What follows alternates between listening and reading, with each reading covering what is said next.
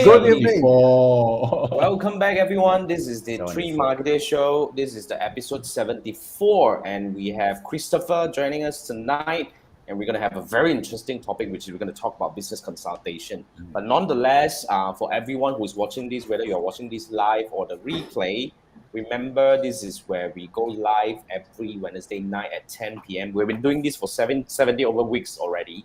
And if you're interested to look at, just to learn any specific topics about digital marketing or marketing at large, or even just entrepreneurship, you can go back to our playlist, whether it's on Facebook or YouTube, to actually check through all these previous episodes that we have had. Every episode, is technically packed with a lot of key learnings and insights from every guests that we have brought into the, the discussion. And tonight we have Christopher. Christopher, just now when we were at the backstage discussing, Christopher is a man with many hats.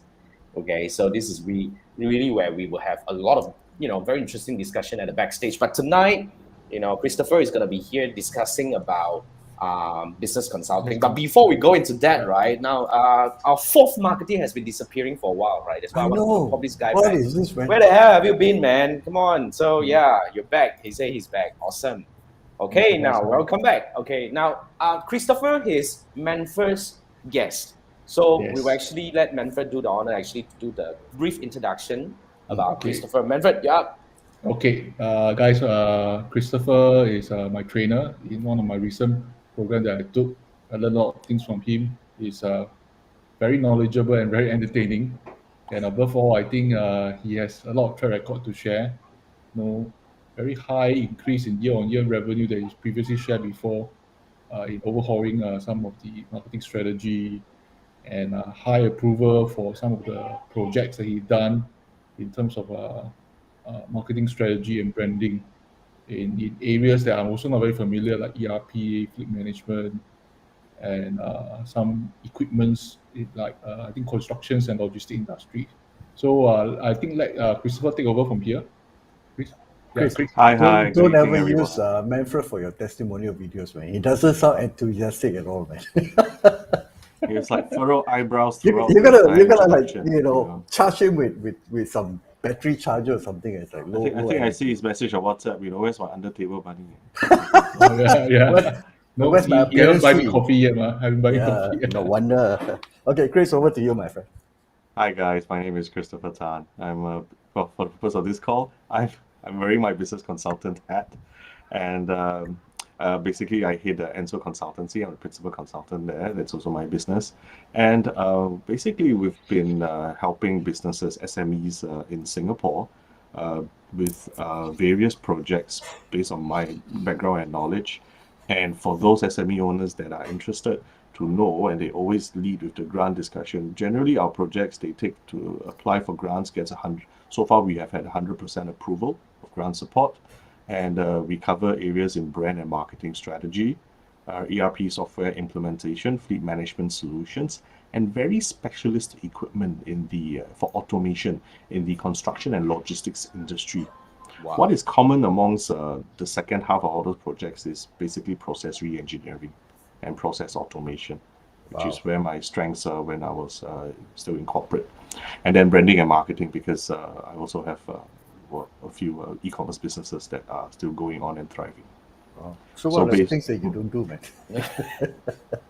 You almost cover the entire chain and flow already, I don't cook. Okay. So F&B business is out. F&B is so difficult in Singapore. Oh, is it? Is it? Why so? Every last dish is your latest QC. Oh, yeah. So then it means it's a daily operation. Right. So what if we considered, our friend and I considered buying over a restaurant before, and I'm fortunate to have friends that are already owning F&B businesses. So they shared, what if your chef goes down? You need a backup chef. And then what if your backup chef goes down? That'll be probably you.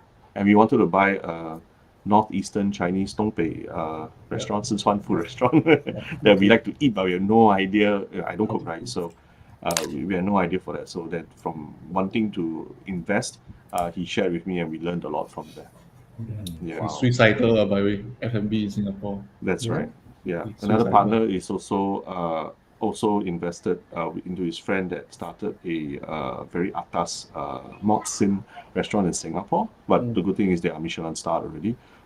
Pain in the ass, very difficult to. It's more of a passion project. It's profitable, Yeah. but it's a real passion project. So I wouldn't touch F&B in Singapore. And I'll Okay, say there you also go. F&B, I mean, just my 2 cents. I mean, I probably have understand and help some F&B businesses. I think it's also very difficult to scale. Yeah. Yeah.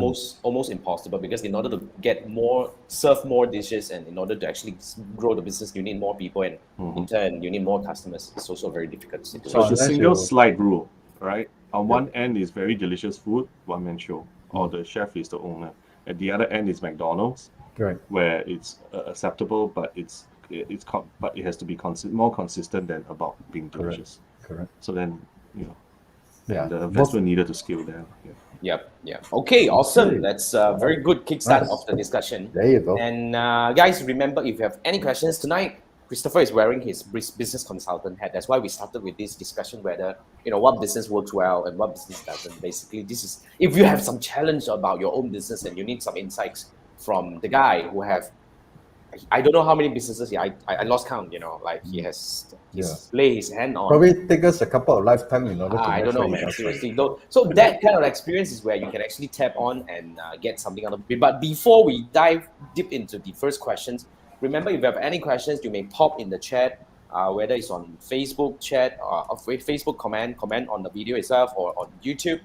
Just do it right away, and we'll be able to bring them up. But in case you watch up LinkedIn. now and you like what the style, Christopher's style, and you like to find out how you can work with him, especially if you are in Singapore running a business and you're looking to kind of like get some like grants and some ideas about how to navigate in this field, you can connect with Christopher on LinkedIn. I already popped the link, or you can actually go over and search for Christopher Tan. I believe that's how it works as well. So, Right. You guys ready? We're gonna pop the first question, which is Let's the go. most important question of all, which is what the hell is business consultation? I mean, that's my term, but Manfred's terminology is like, what is the definition of business consultation? I'm trying to sound atas lah. I mean, it's good, it's good. Yeah. Yeah, I'm sure. Yes. So I got the official definition and the my definition. Oh, okay. So the yes. official definition is an expert of a part of your business, be it management, consultancy, HR, marketing, or even operational. If you're F&B, this could be an expert chef, business owner. He's done what you've done before, and he can come in to help you with that aspect of it. And my definition is basically someone that you can hire to help fix your short-term. Basically, a business consultant is someone that you cannot hire. Either you cannot hire him, he doesn't want to work for your business, or you can't afford him, but you know that he can help your business. So that is my definition. That's different from mentor, isn't it? Or is it almost like Different a from mentor and coach. The helping can come in various ways. It can come in to literally do the work temporarily until they can hand off. It can be to train your staff then usually the second part is to train your staff to take over. Right. And at the highest level would be then just coaching, whereby they have such deep insight on understanding of your business already. You don't need people to execute. You have people to execute. You just don't know what to execute. Then and how to think of your business. Then there will be regular scheduled meetings to discuss, chat, and they'll tell you what's the right direction. Can I safely say that, in fact, you mentioned just now, you may need a business consultant for different reasons. Like if you need somebody to come in and fix the operation, then they are business consultant in that area. If you need marketing business consultant, that's that. Is that so? That's right. So in a way, sorry, please go on. Well, in my limited experience in Singapore, most SME owners are very good operations manager. They're very good at executing to fulfill the service or product. But that also means that they are so focused on operational because maybe they can't find someone else, or they can't remove themselves, extricate themselves from the process, then they're focused on operational.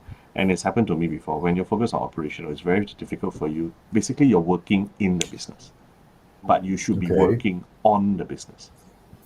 Right. So then, some of them are happy there because there's no need to grow it really further, like double or triple the size. But sometimes they may hit across some problems, some areas they're not very good at. Like maybe, how can they automate some of the processes with software, or what is the software to use, or in the case of marketing, you don't really need to have a marketing consultant level person to be working in your company on a long-term basis. You just need them to come, fix your brand, get your marketing strategy right, then either hand off to a team externally or to train your internal team to be able to execute the strategy that they have come up with. So they just, come in for a short term, understand your situation, help your guys, and then they can skedaddle. Most of the time to fix immediate problems. This is basically a kind similar to like so-called Mr. Fix-It kind of thing, right? Within need their to areas challenge. of expertise. Within the area of Yeah. expertise, okay. So can I safely say that it's almost impossible to have a business consultant that can help you fix everything in the business? No, Yeah, lah, there's a no good way. business Go and That's hire mentor from already, BCG. right? If somebody can, but that's advisory mentor. I mean, Ironically, if they can yeah. fix everything, then you would not want to hire them because you'll be afraid because they're your competitor. Yeah, quite true. Yeah. That's so normally in okay. So in a way, a business may have multiple business consultants at the same time. Looks like it. Yes. Yeah, in Some case of the it- larger businesses do have that. I see. Yeah. Right. So then we Interesting. come in only for our own areas. We don't know everything else. We don't know what else is going on. We just focus on our area, and at the same time, they can hire other people in parallel to help. It has happened. Generally, for larger companies, 8-figure revenue per annum, they do that. And for the companies that are open to hiring consultants to help them, I do notice that they grow phenomenally faster. That's very true. Yeah. Yeah. That's very Putting true. the right people, the right role, or either right people, the right processes. Sounds pretty Yeah, obvious. and they are aware of the challenges. I think this is one of yeah. the angle to look at it. A lot of businesses may not be aware about the problems that they are facing. Okay. Usually for the SMEs in Singapore, they are aware in terms of the symptoms. They may not be clear on what is exactly causing the problems, or if they do know, they don't know how to go about fixing it. Sometimes, in rare cases, they know, but they know they're not the right person. In the case of multi-generational businesses, the son cannot override the father, so they hire the consultant to be the talking piece. I haven't had I am not so fortunate to have done that kind of job because everything is laid out for you. You just need to be the person, right? So far we had to, man. earn our keep. That's very true. That's very true. I mean, resonating to your comment just now, right? Chiwai mentioned that he's still working in the business instead of on. I mean, probably you need to hire Christopher over here, man. Bro, Probably Chiwa is just look into that. enjoying that, because Yeah, he has to make that call. yeah. It could be. Seriously, like how Christopher puts it just now. Yeah. There could be businesses who are just like to be in that position, right? Because you get to every day you go to office, you get to make the call, make the decision. Sometimes it's kind of difficult to take yourself away from the business, especially if you build it from ground up. And it's always like the other guy can never do as good as So that's why generational business, the dad always overrides the kid because hey, I built this, I know you will never be as good as me, but eventually I know I have to pass this business to you. That's very That's true. true. Yeah. That's very true. So And first generation business owners and second generation business owners have very different background. Yep. So their approach and their method, how they run the business, how they view is very different as well. right. Great one, Chiwai, great one. Nice. Now, Chiwai has a question, by the way. Chiwai asked, as a business consultant, are you specific to a particular industry only or anything we'll do since the concept theory is the same? What do you think? I mean, it's similar to a question that we asked just now, but then again, what's your take on this one? Well, the fundamental here is process re-engineer, as I mentioned earlier. So long as you have a business and then you are getting your guys to be doing something every day on a daily basis, that means there's a process, right? Then it's a process that can be re-engineered. So far, based on my experience, I came from the bank, but then I've helped the process re-engineering for manufacturing, logistics, e-commerce. So it's retail, I guess, So I think it is possible, but nonetheless, for the consultant themselves should be confident enough, and you should probe them further to be able to tell you what is the most related project they've done in the past for a past client. Then you'll be more assured of results.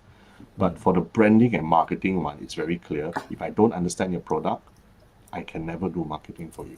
Even though the marketing strategy, the process actually is the same. All you guys know, all you guys are digital marketing experts, you know, process is the same. However, what is being executed specifically is not the same. Content is really such a big difference already. So then, for marketing, you make sure the guy really knows your product. And in my case, generally, I will buy the product of my clients if I do marketing for. Yeah, so that you can understand the process or so called That's from fulfillment and delivery. Buy and try the product. Buy and try the product or services. If they allow, we try to be a mystery shopper also. And then we try to understand the process so that we can see what the staff is presenting from the customer, what is customer experiencing. And if possible, we'd like to talk to their clients, their past clients, and survey them if possible also to get a clearer understanding. Because we want to answer the question, why is your customer buying your product or service? Oh, that's important. Yeah. Which we have found a lot of business owners to have some difficulty answering. Agreed. Definitely. Thanks for the explanation, Christopher, and thanks, GY, for the question. But GY has a follow-up question. GY, you got excited today for what reason? He's trying to make up for the 2 episodes. Okay, it's not a he disappeared question, for 2 episodes. That's why you come back. statement. But this is a good one. This is not a question. Yeah. It's a Yes, statement. statement. He said he happened to know a friend who owns a car workshop. He really likes to be left alone, work on the project, take things apart. Okay.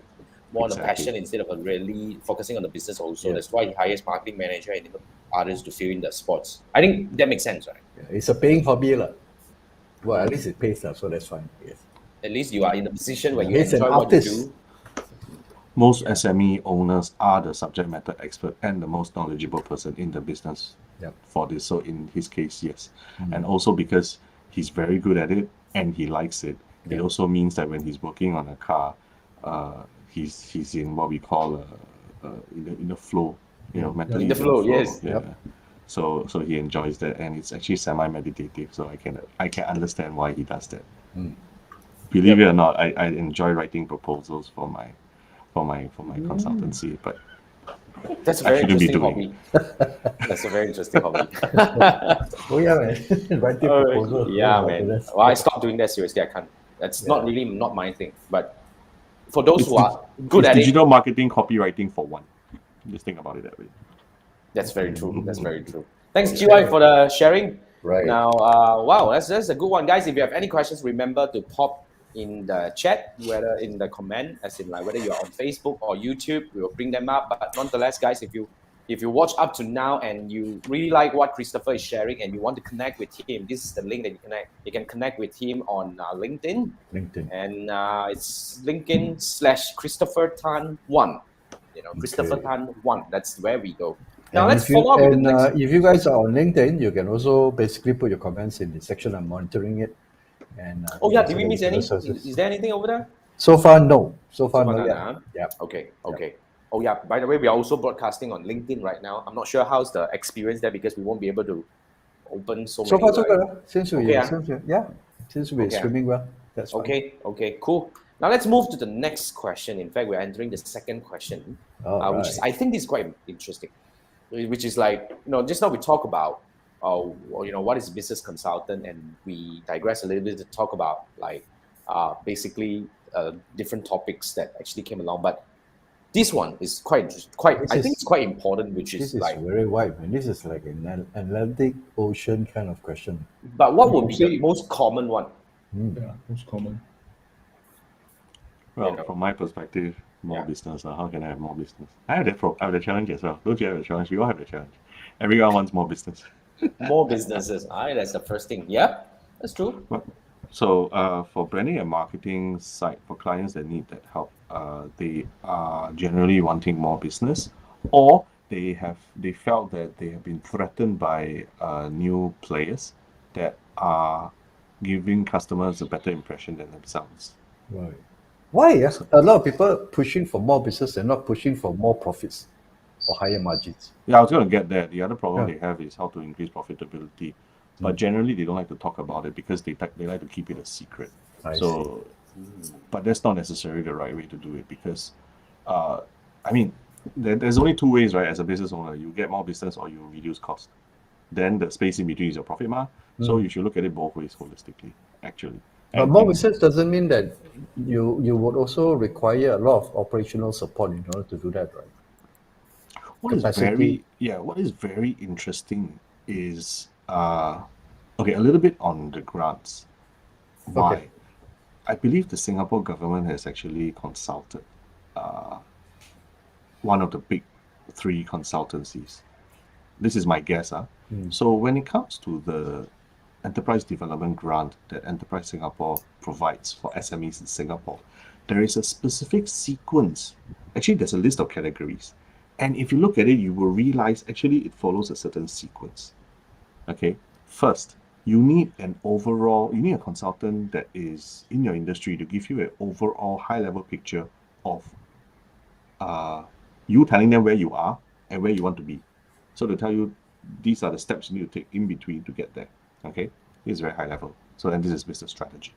Within that, right, the report, right, that they will give, right, the things that they suggest will actually fall into the other categories that the grant supports, which is in some business cases, their finances are not managed properly by their accounting team.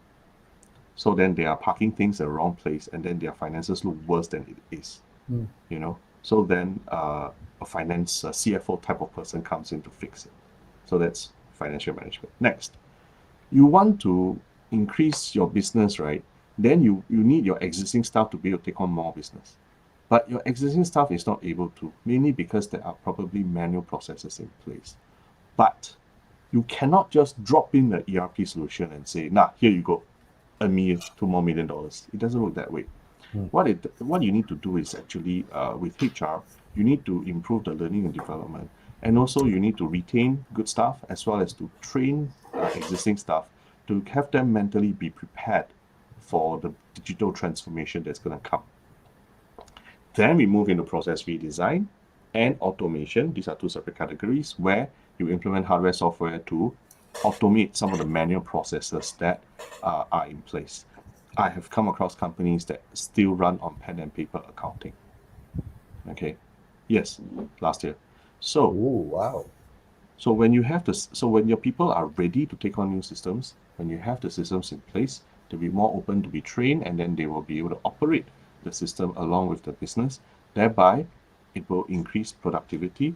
So then it reduces your utilization of your resources. Meaning to say the existing staff that you have, they used to work overtime. Now they leave office early, but everything gets done. So if all your staff are leaving early or they have nothing to do, this means you can bring in more business. Then you go into branding strategy to find out how do you brand yourself to be better than your competitors when it comes to your customer segment that you want to target, right? Then you move on to marketing strategy on how you execute your marketing to mine and get these customers. Right. Then you get more business to come in. Singapore is a very small city state, right? Not a lot of people, not a very big economy. So it will reach a point where you realize you are taking so large a share of the market that you cannot grow any further. The ceiling is that Singapore is there. Then the next category that comes in will be for you to go overseas. Right. So then every step of the way that I've mentioned has grant support through EDG. And after studying these categories and reading the website, and also I think reading some stuff from Boston, from BCG, Boston Consulting Group, I think that is the strategy that they have. So you talk about what are the prevailing problems that they have. Every single category I've highlighted are the common problems, and it can be linked in sequence for them to take advantage of, from going from fixing your house internally to fixing getting your people ready for a new system, then getting more business for your business, and then finally moving overseas to go and get even more business. Wow. That sounds like a very well planned strategy. It's like the government has planned everything. As long as you guys are really into growing your business, you have got all the support needed in a way. Not so easy, lah, to be honest. Okay lah, you get Christopher to work, to help you to get that. That makes sense. Okay, so far my consultancy 100% approval. 100% way. Where And to we try find? to when they take our projects to try and apply for grant, and we try to keep it that way. Yeah. Okay. But it's a smart way, because basically, as long as you know there is a problem that you need to fix and you get support from the government to fix the problem, and then, basically you enjoy the benefit and the economic thrive. I think it's a win-win situation. I don't see any problem with that. More people get employed. That's good. Even if you don't know what's your problem, but you just cannot grow the business, but you know someone that can help you, then the very first category business strategy is exactly for that. I see. And you know who to look for already. By the way, Remember, Manfred recommend one. Okay. So this is where we actually have to bring it in and say, okay, now this is where you connect with Christopher on LinkedIn for whatever that you want to discuss, especially if you are in running a business in Singapore. And now, as you heard Christopher mentioning all the so-called elements or so-called the areas that the government has granted to support you, you should take advantage of that. And by the way, Christopher's success rate for applying grant for his clients is what? How many percent? 100%. Okay. It's 100%. Okay, so that's a strong reason that you have to get over there and talk to him. So I'm just gonna keep it here. So Christina actually popped out and said very insightful. Thanks for joining, Christina. You guys know Christina? Anyone's friend? Oh, it's a new friend. Okay, thank you so YouTube, much for joining. right? Christina is from YouTube. Christina is right? watching on YouTube. Watching Thanks for on YouTube. joining. Thank Thanks you for for joining. So, yep. I hope you guys are enjoying this thing. Basically, remember that's how it works, right? If you have any questions, pop in a comment. I'll do my best to monitor and bring it up as we can. And we do have planned questions for Christopher, about 45 of them. But then again, we probably will just go through about 3, 4. Like you're just gonna enter the third one. Yes. Let's bring it in. So, what are the components of business consulting services? I think this is quite interesting. We know that in a way, based on whatever you mentioned just now, starting from the business strategy, the finance, and the people development and marketing, and of course the overseas export kind of thing. These are the areas that businesses may need help. But when we are working with a business consultant, what are we actually getting? What are the components of a business consulting services? If the consultant is a subject matter expert and is an actual expert in your industry, then it's quite fluid because he has clearly operated before. So then it's a matter of what you want out of him. Do you want him to run for you temporarily? Do you want him to be a temporary CMO, CTO, COO until you find a replacement, or you want him to be able to get your team to be ready, or you want him to actually come in and study to find the problem? So it's quite fluid in terms of what they can deliver because they are the expert in your industry. So then I would say the process would probably be more important here. And generally, same for my side, feel free to contact me. First chat is pro bono. If I can help you, I'll tell you I can help you. If I can't help you, I tell you I can't. So from there, it's really understanding what and to be able to feedback to you what my understanding of your problem is. If you realize, yes, you are right, spot on, and so on, then it's about understanding what help you need. Do you need me to come in to help you fix the problem? Do you need me to come in to tell you how to fix the problem? Do you want me to tell your team how to fix the problem? And on top of that, train them.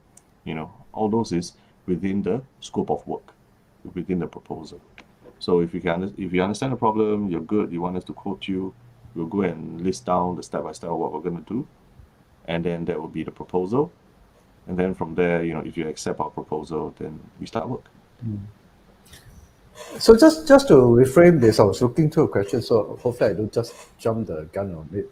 So I'm a business owner, and I sort of feel that there's some issues with, let's say, sales and maybe service delivery, but I'm not very sure.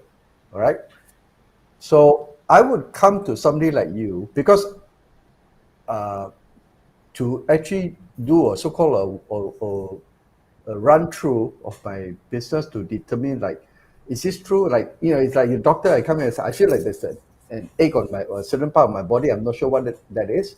So I will come to somebody like you, and you will give me a run through and says, okay, Andrew, based on all these things, you have an issue that you need to fix in sales, confirm.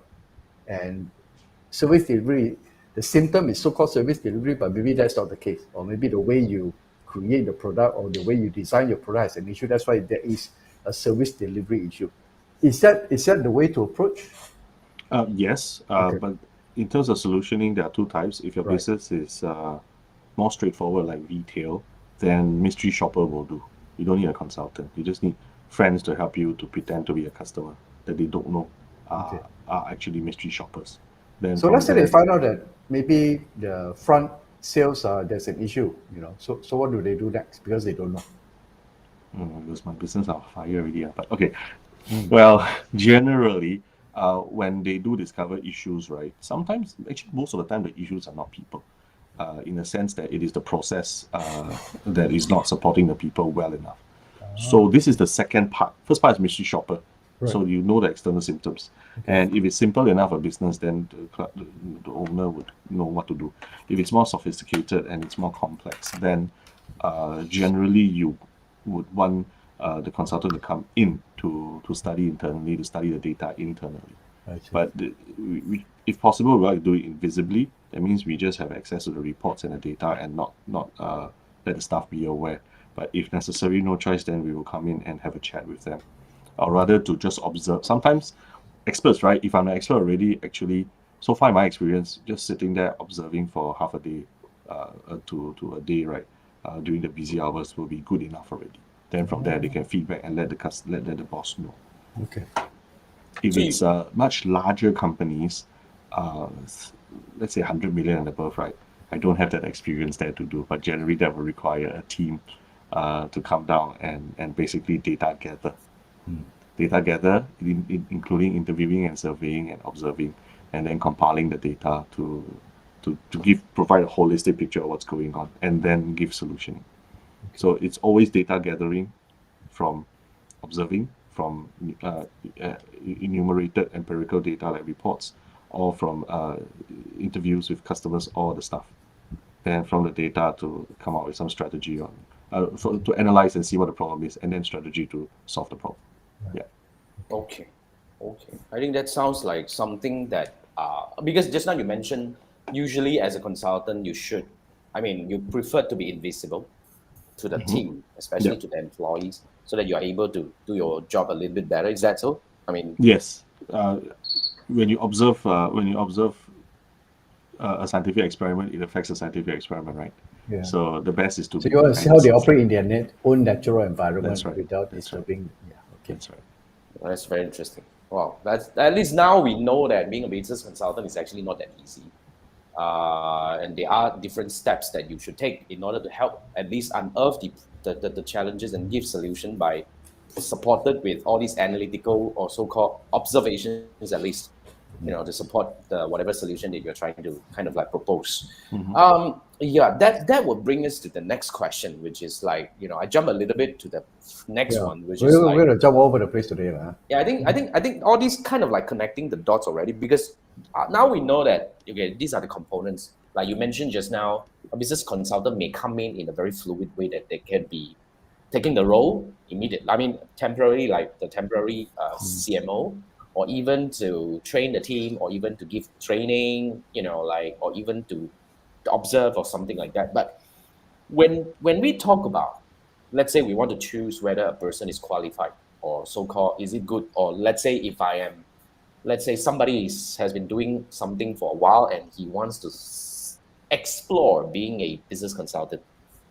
So in your opinion, what makes somebody or someone qualified to be a business consultant?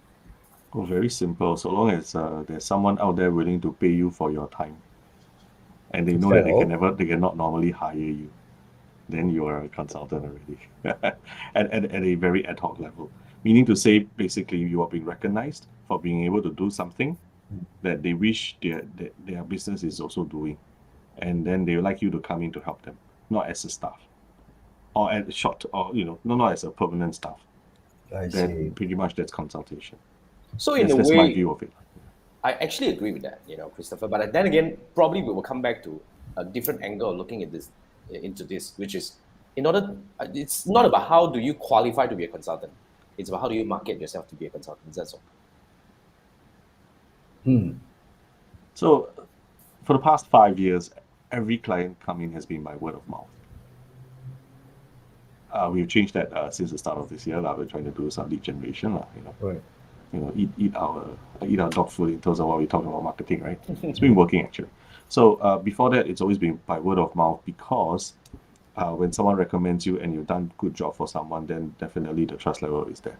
So then the sales cycle or the discussion will be more honest and genuine. So then it's less about, I don't trust you, why should I hire you, but more about, how can you help me? What have you done in the past before that can give me confidence that you can help me? So then that's why I say, so long as someone has approached you and asked you to help them for the short-term basis, means that there is some consultancy happening. I see. Because it's not operational. Yeah, you're not hiring someone as a staff really. I totally agree. Yep. I got a question. I mean, okay. Yeah.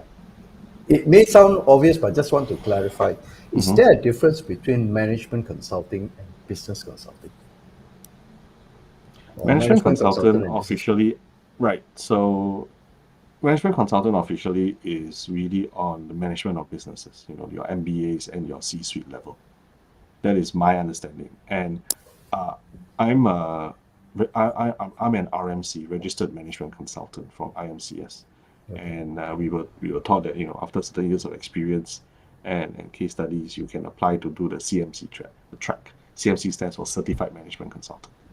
So I would say if you are CMC certified, then you are a proper management consultant, whereby you have sufficient experience in the management, in improving the management of a company or the operation of a company.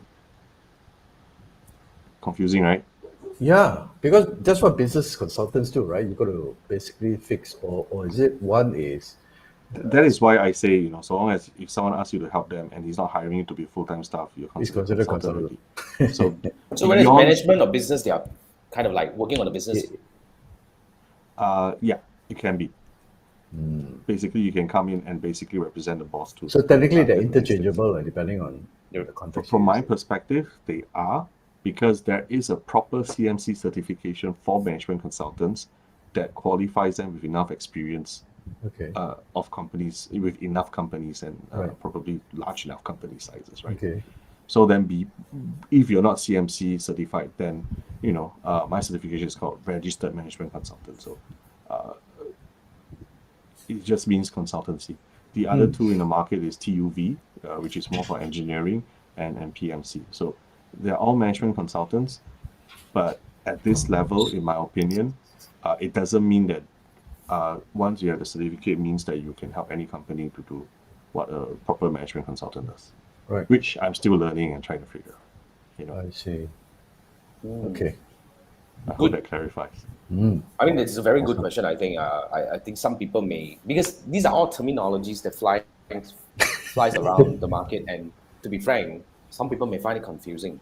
Yeah. That's why it's a good question that you brought up. Thanks, Andrew. So yeah, I hope you guys get a very good clarification on this too. In case I'm just gonna pop this a quick one. In case you guys are interested to connect with Christopher, this is the link to connect with him on LinkedIn, because essentially, as we have come to the second half of the session for today, he has shared a lot of useful insights, especially about fixing the problem of a business and achieving better growth and get more sales, and of course get the government to support you along the journey. So if you need help in terms of that area, and if you're running business in Singapore, you want to get in touch with Christopher. And I heard him saying the first session is pro bono, right? So he's going to give you some idea whether you like it, then you will work with him. If not, I believe you'll walk away with useful insights. I think that's definitely something that you want to look into. We can't help everyone, yeah. So definitely.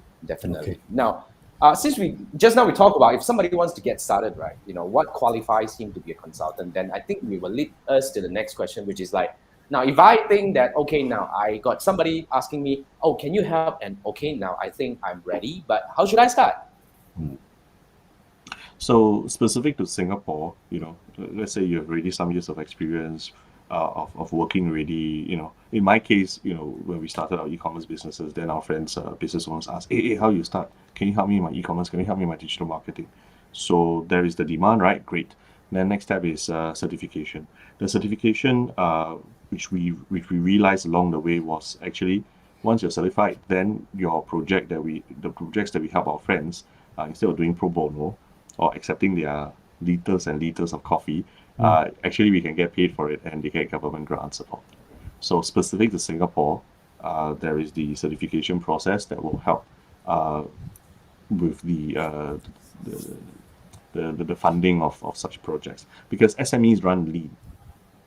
They have enough cash flow for them to run, but they may not necessarily have a lot of savings and reserves to be able to do a lot of other things.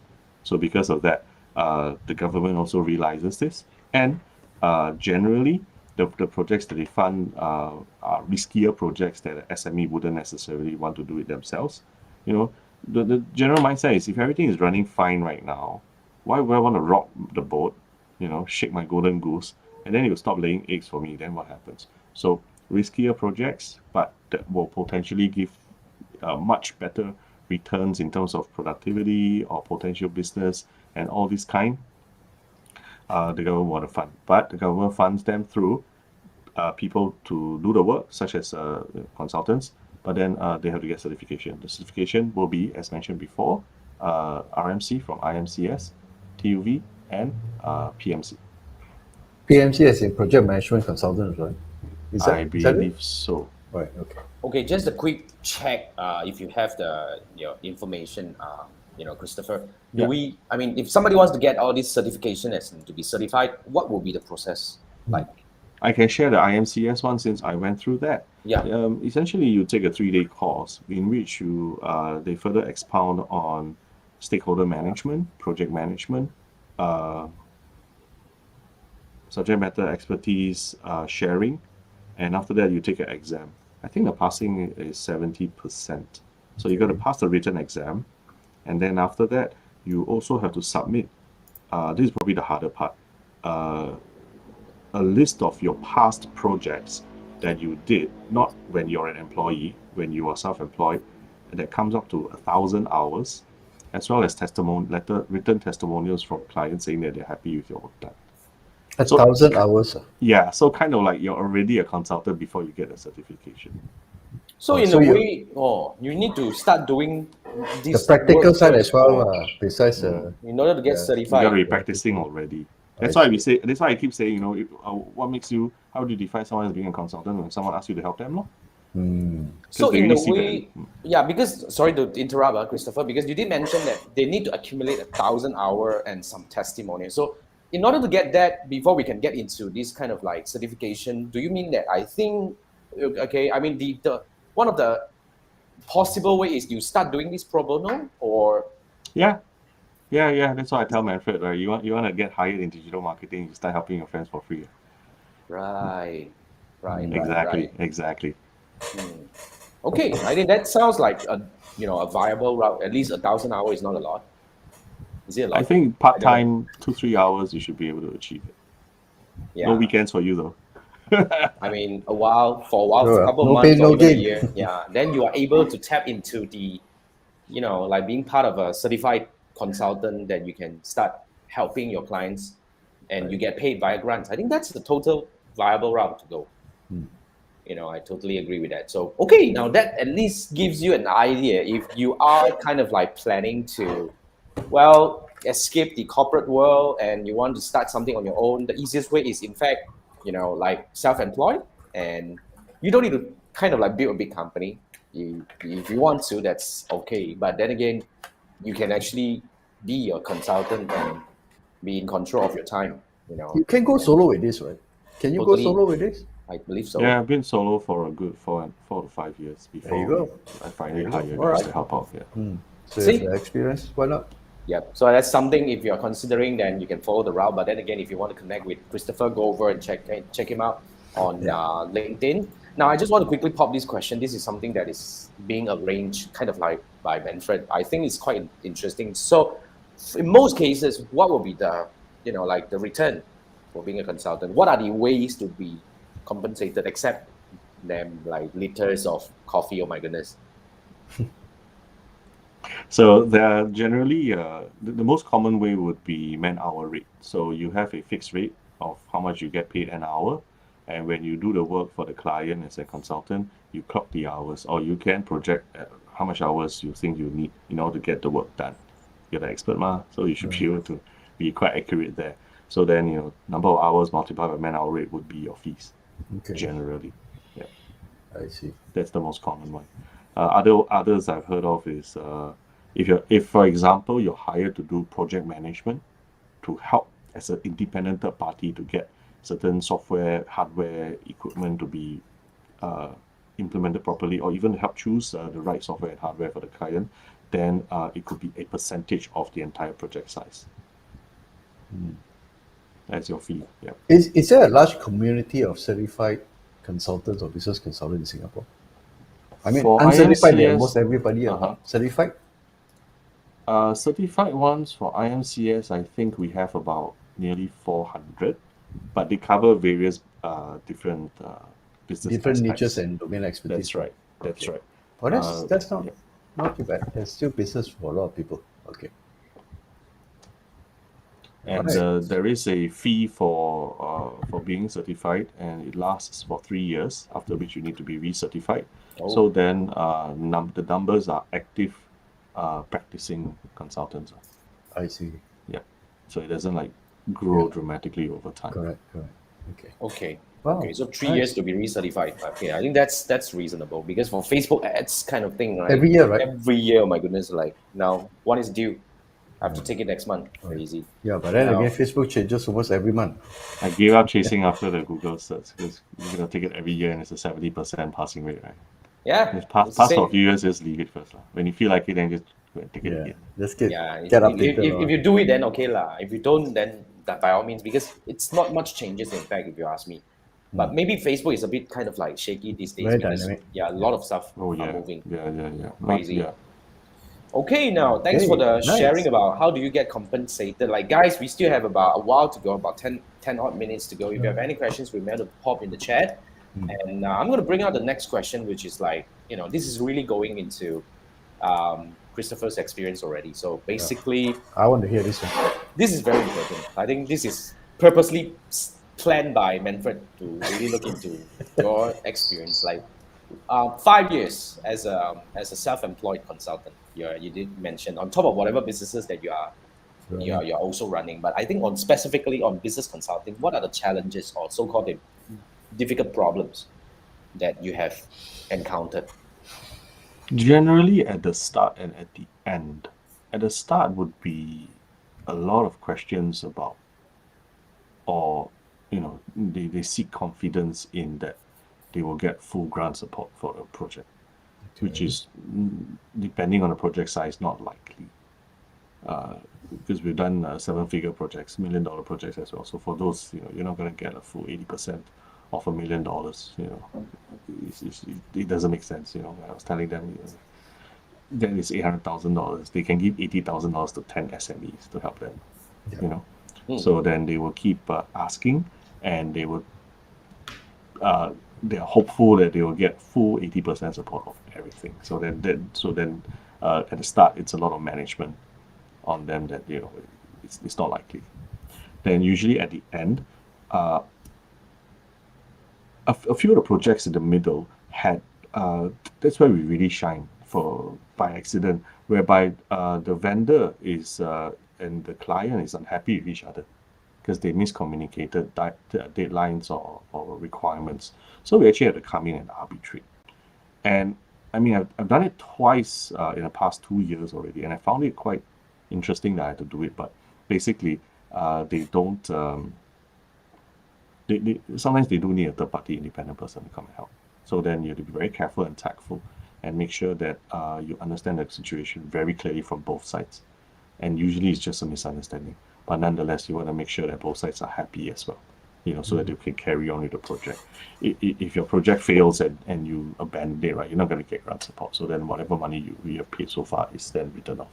Right. Then at the end of it, right, generally is to collate all the requirements And for system-related projects, it's very straightforward because system is implemented. Here are all the screenshots and evidences of the system implemented along with whatever productivity gains there are. For marketing and branding, sometimes the clients are not happy with the results because they expect boom, sales, right? Yeah, So that one takes a lot of management throughout the whole process of making sure that they are not upset with you, that you didn't get them. That's why I was telling you guys, right? We're thinking of resurrecting the agency, but then we're just gonna do CPA only and not use grants, not use grant support for this kind of projects anymore. But yeah. Okay. So those are the issues that we have encountered so far. Thank God, not major issues. But I guess as we understand from you, most of them are actually client expectation management angle, which is you need to make them understand the situation. Really It's usually always a people problem, not a system process problem. great. Yeah. Great. Okay. I think thanks for sharing. Okay, now before we go over to the next one, Chiwai has a question. This is a very interesting one.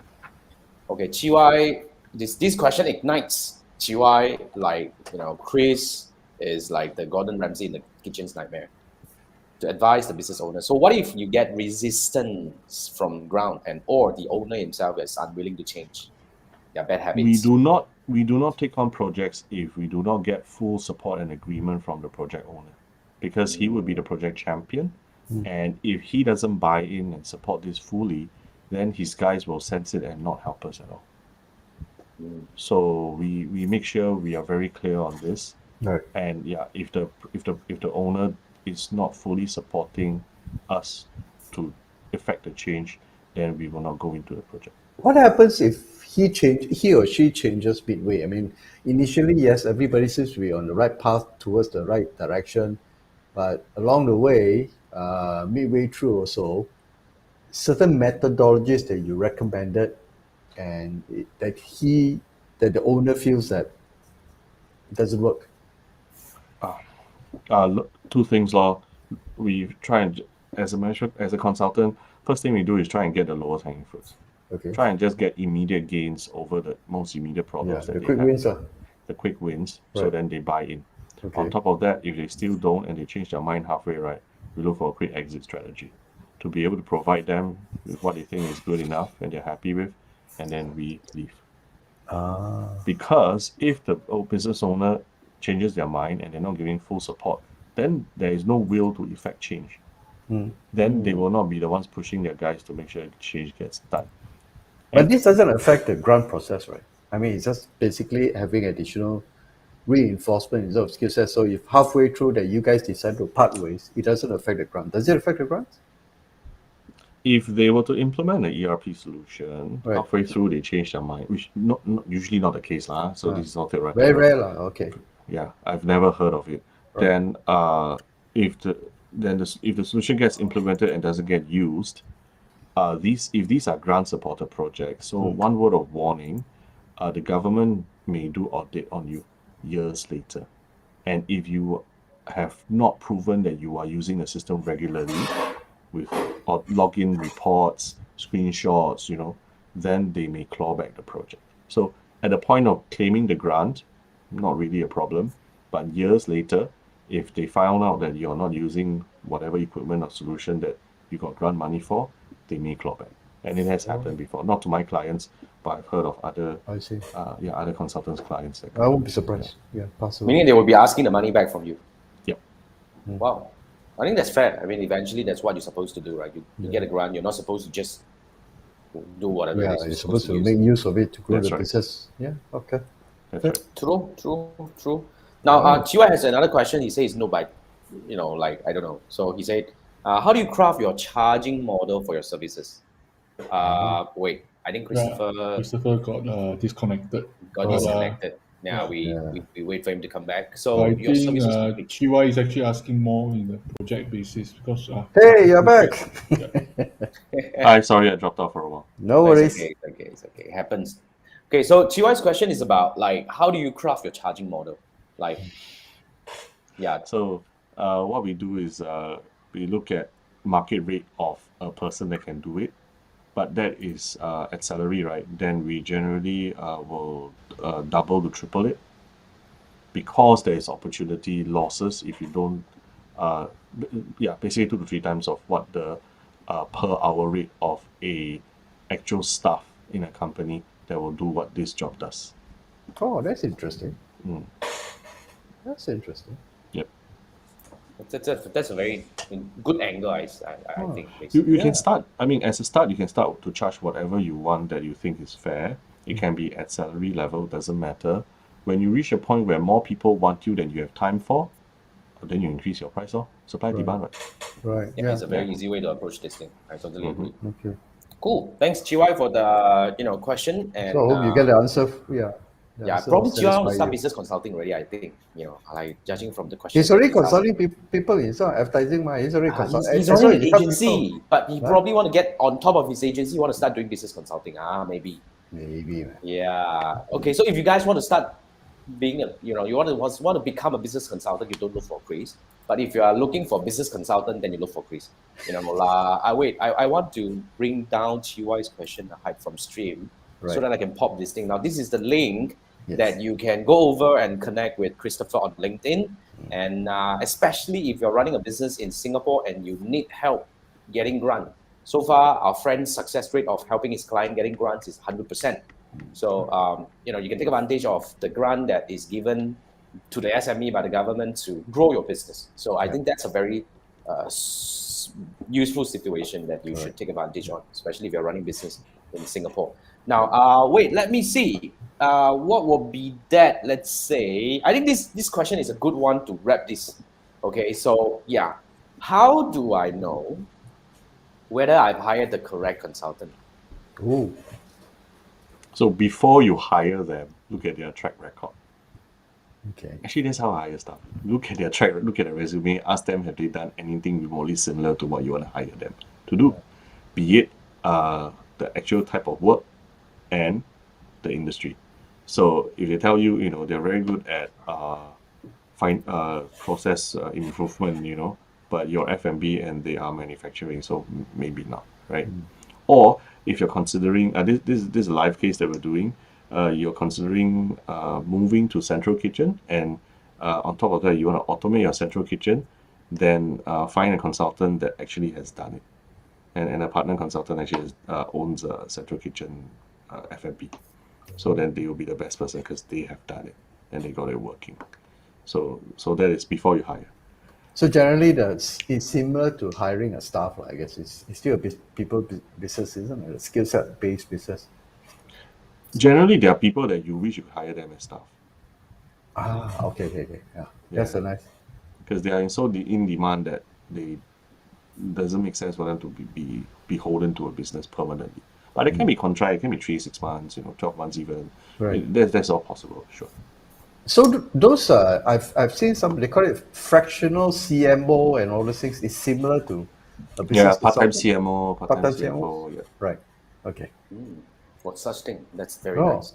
We have done a few, but partners. My business partners have advised new startups in the CMO role, but it's quite. It takes up quite a lot of time as well.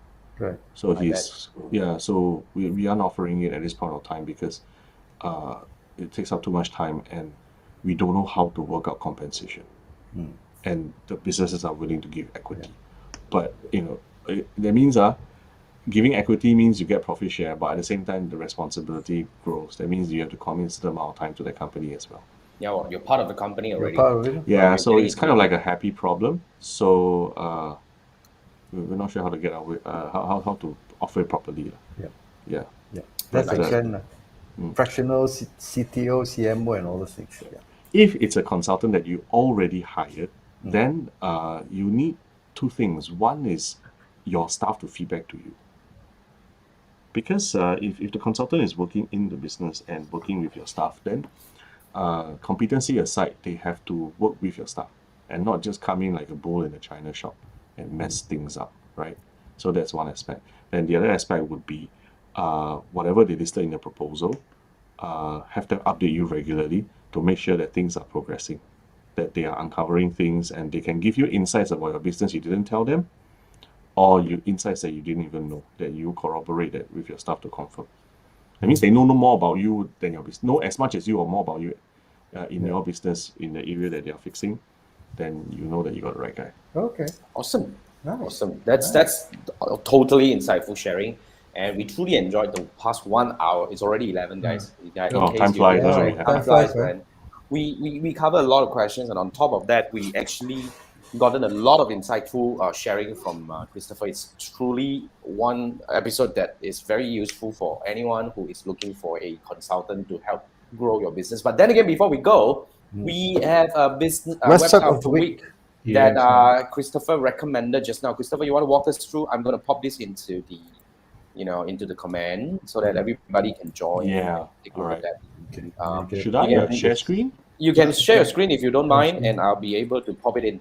So we're going to do Asana, right? Are we going to talk about Asana? Yes. Okay. All right. Let me make sure I'm choosing the right screen. Yeah, you choose the right one. Hang on, I'm gonna bring this up. Okay. So it's this I'm company bringing with the 3 peach dots, and it's the Yoga Asana. And what it is actually a project management tool that's online. If you have used Trello, basically this is Trello on steroids. If you haven't, you should consider it. And I run my businesses on Asana. So just to give you a taste of what it looks like, when you're logged in, we like to use this table format. Okay, and from here, it's project management, whereby you can create tasks. Okay, put task name there, click on it, centralize it. You can assign people to it. Okay, I'm giving myself stuff to do. It's due by Friday, and you can detail the description in it, what needs to be done, and then the chat within here at the bottom between the staff that you assign to and yourself will be kept within this task, so it's easy to find information. Right. On top of that, if the task is a bit bigger and then there are subtasks, you can create them as subtasks that you can assign to other people. Wow. Right? For the paid version, there is further project management of task dependency. I mean, subtask 1, 2, 3 must be done before subtask 4 can be done. But generally, I'm still using the free version, and we're very happy using it as is like that. Whether not assign grace, which you asked me what's this. Right. And within here, you can capture a screenshot and just paste the screenshot in there directly. There we go. Wow. You can upload documents. So in this case, this is the comment, right? I just commented and it's there. That's the image. Wow. I can upload documents.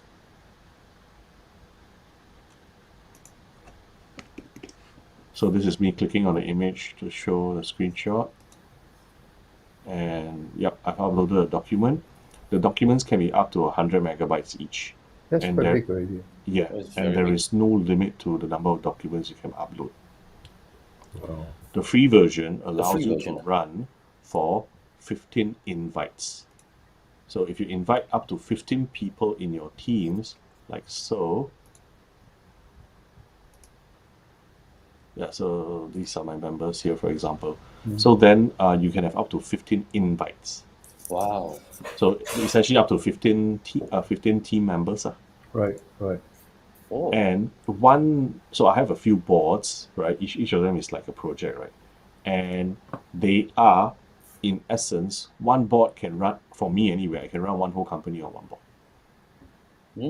I must get, the teams must be in, they must buy in, and you've got to train them to make them know how to use it in Right. order for them to then use this effectively. We do not use emails in our companies internally. The emails are only for external clients and vendors. So all communication is within Asana and sometimes ad hoc on WhatsApp. Do But you use docu- Slack or there's also Slack functions? I think there's Slack functions inside Asana as well, right? What sort of function is that again? Slack.